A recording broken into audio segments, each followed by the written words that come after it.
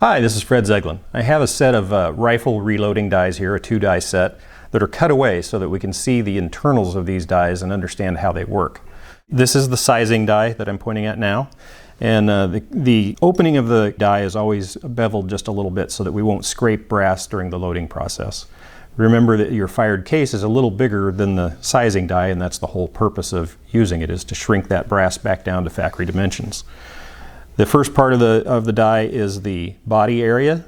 Then we have the shoulder, and it's a little hard to see because we have the seating stem in there, but there's a neck dimension, and it's much longer than the actual cartridge case is, and the reason for that is that brass oftentimes stretches a little bit during firing, and this gives it some place to go without getting bound up or bent or crushed. When you use the resized die, you're going to shrink down the body diameter, and the neck actually gets shrunk below the dimension you need for when you're going to seat your bullet.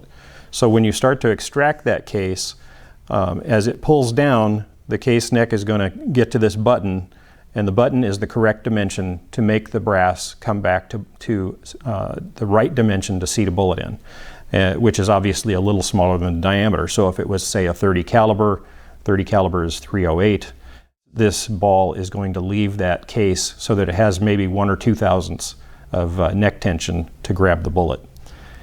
So then we have the seating die. The seating die is slightly larger in internal dimensions because we have a case that is now sized to the correct dimension, and all we're doing is putting a bullet in. So we don't want the case to get stuck in here, and so it's got the same shape. It has the body, the shoulder, and the neck dimension, but you'll notice that at the end of the neck, which is probably a little longer than the factory length, of course, there's a dimension for the seating plug, and the seating plug is fully supported in that dimension. And the idea is that this plug can be threaded up and down to get the right seating depth. Very simple system.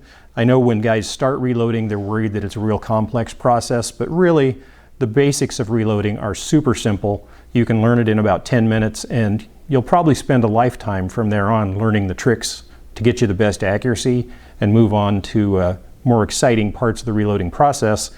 I'd recommend that you look at some of the AGI videos on reloading. There's an intermediate course and an A to Z course that I teach.